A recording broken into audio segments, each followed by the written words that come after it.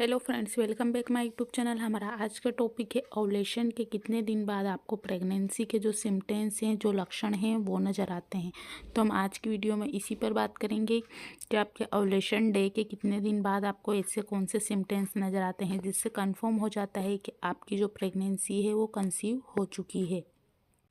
कुछ महिलाओं को ओव्यूलेशन के 4 दिन बाद से ही कुछ हल्के जो लक्षण हैं वो अनुभव होने लग सकते हैं, लेकिन सबसे पहले इसका सिम्टम्स ये है कि जैसे ही आपके पीरियड की डेट मिस होती है, यानी कि आपका मासिक चक्र नहीं आता है, तो ये सबसे बड़ा सिम्टम्स है कि आपकी प्रेगनेंसी कंसीव हो चुकी है।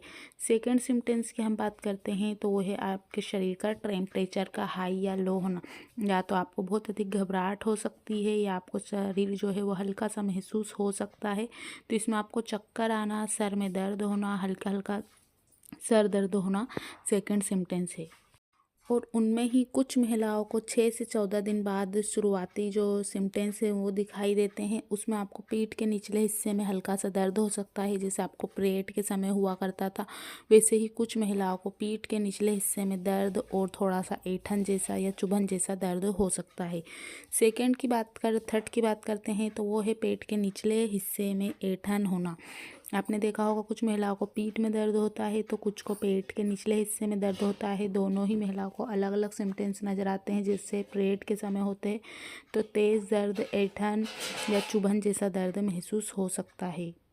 नेक्स्ट की बात करते हैं वो है उबकाई आना, उल्टी होना या जी मतलाना या मितली होना। जो भी खाना खाते हैं तुरंत उल्टी जैसा महसूस होता है, पानी पीते हैं कड़वा लगने लगता है, तो ये भी प्रेगनेंसी में ओव्यूलेशन के बाद होता है।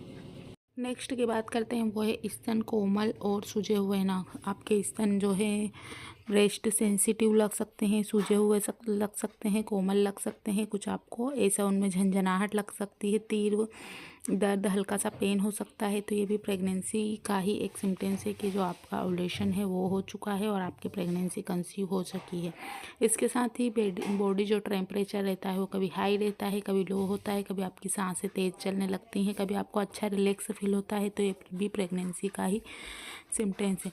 इसके साथ आपके सर में तेज़ दर्द होना, सिर चक्कर आना, कुछ कुछ मिनटों में सर में दर्द होता है, कुछ घंटों में, या आपको हल्के फिर चलते फिरते हल्के से चक्कर आ सकते हैं, तो आप समझ सकते हैं कि ये भी प्रेगनेंसी का ही सिम्टम्स है। इसके साथ नेक्स्ट सिम्टम्स की बात करते हैं वो है कुछ खाते रहने की इच्छा होना या खाने से चिढ़ होना। कुछ महिलाओं को तो बहुत अधिक इस समय भूख लग जाती है, लेकिन कुछ महिलाओं को खाने की बिल्कुल भी इच्छा नहीं होती है, उनको खाने के प्रति चिड़चिड़ापन होने लगता है और उनको खाने में से अलग तरीके की एक स्मेल आती है जो प्रेगनेंसी के समय हार्मोनल तेज होते हैं, जिससे महिलाओं की सूंघने की क्षमता काफ़ी तेज़ी से बढ़ती है। तो उन्हें कुछ खाने में से स्मेल आ सकती है जिससे उनका खाने का मन नहीं होता है और उनको बार बार उल्टी होना और या मितली होना या उल्टी जैसा मन होना या खाना कड़वा होना लग सकता है।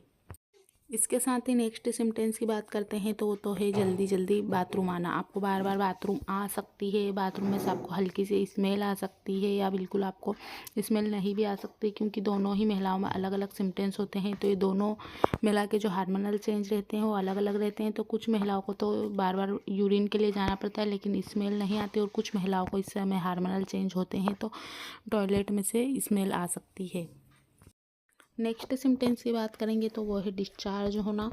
आपको वाइट क्रीमी कलर का डिस्चार्ज होना स्वाभाविक है, क्योंकि बहुत सारी महिलाओं को प्रेगनेंसी के दौरान ऐसा होता है।